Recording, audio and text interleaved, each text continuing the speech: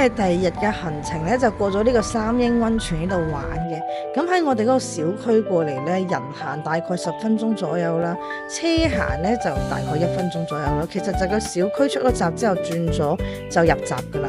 佢呢度咧係唔使停車場費用嘅，同埋佢呢度仲有充電樁嘅。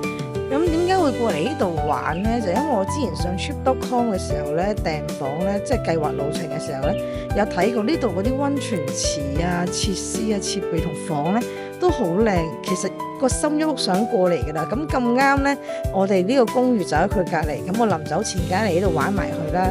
咁呢度都會有嗰啲遊玩設施租嘅。咁例如尋日嗰個浮板啦、水泡啦都有得租嘅，價錢咧仲會再低多少少添。咁但係因為咧佛誕咧喺內地本身唔係屬於佢哋嘅公眾假期嚟㗎，今日咧係仲要禮拜一添，可能因為呢個原因啦，人唔多咯。咁加上我而家12點鐘啱啱到，佢哋可能有習慣午休啊。後尾我影下發現佢哋去晒石板床嗰邊，原來係瞓緊覺咯。去到2點之後咧，人就開始多啦。加上佢哋係有嗰啲旅行團咧，會專係過嚟呢度玩嘅。咁變咗咧3點零鐘咧，旅行團嗰啲人咧到嘅時候咧，人就開始多啦。咁白水寨咧其實係喺南昆山嘅山腳，但係咧佢就係屬於呢個廣州嘅真城嘅。咁南昆山出名咧就係真溫泉啦。咁其實白水寨呢度咧都有2間嘅溫泉係被國家認可係真溫泉嚟㗎。咁其中一間咧就係呢一度三英溫泉，另外一間咧就係錦繡香江溫泉。咁錦繡香江溫泉咧嗰邊咧都有水上樂園嘅，但係就一定冇森林海咁大㗎啦。咁但係如果大家又想叉電，又想俾小朋友放電，都可以考慮下去嗰個嘅。咁三英溫泉呢度咧，佢哋前後係有70幾個池嘅。咁溶洞區呢度咧都有成10幾20個池嘅。我都有啲後悔咧，我係冇喺夜晚過嚟咯。如果我哋夜晚過嚟嘅話，我相信呢度咧會更加靚。我都建議如果大家過嚟嘅話，可以住翻去園區酒店，因為佢呢個園區酒店咧，佢嗰啲價錢咧唔算太過攞命嘅，我覺得係合理嘅。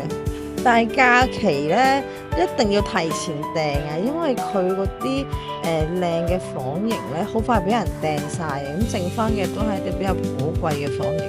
咁佢靚嘅房型都唔算太貴啊，佢因為佢包咗你咧無限次入園嗰個門票，其實你將啲門票減翻出嚟咧，佢嗰間房咧真係本身就唔算太貴。所以玩溫泉最好都係住翻溫泉主題嗰啲酒店，會比較係方便好多。咁呢度嘅設備，我覺得佢真係都頗齊全嘅。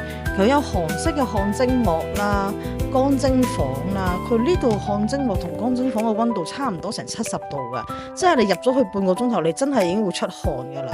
咁佢朝頭早會開一轉嘅，好似係9點到11點半，跟住下晝3點鐘先開嘅。咁我就趕一次咧3點鐘咧去汗蒸，汗蒸完之後就出嚟玩呢一個衝浪池，因為呢個衝浪池3點半先開嘅。咁呢個衝浪池咧，我會覺得係暫時嚟講玩得最舒服嘅一個。你話佢會唔會真係好刺激？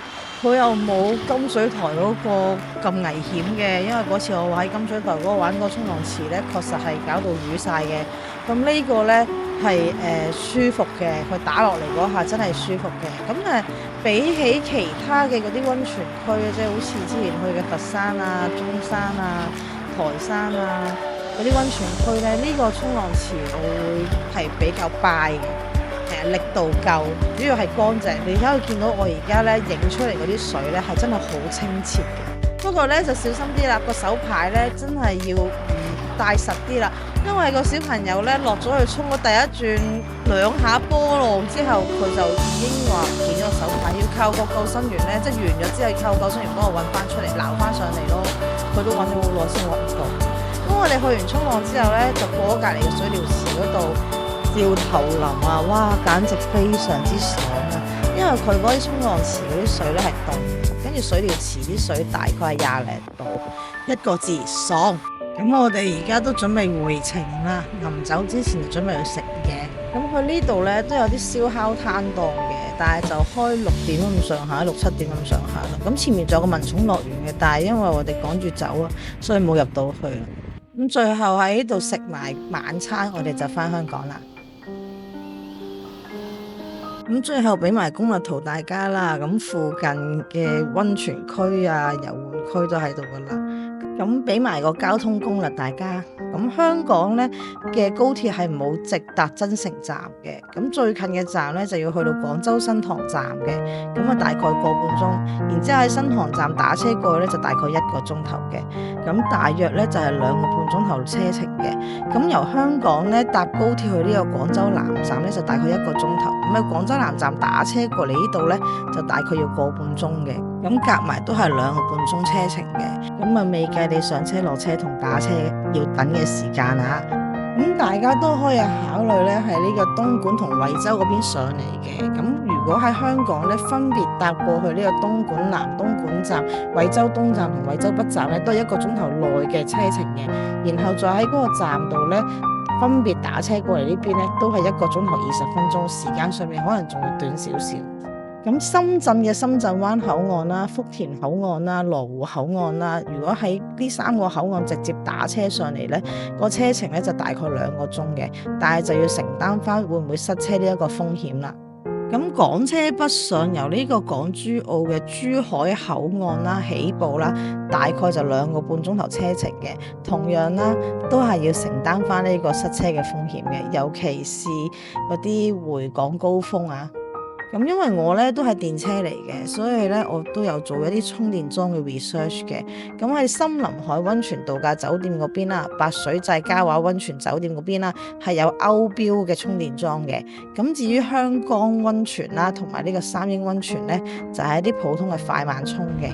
咁希望呢個充電圖都可以幫到大家啦。咁總結嚟講咧，增城呢個地方咧，其實就同呢個高明咧差不多嘅。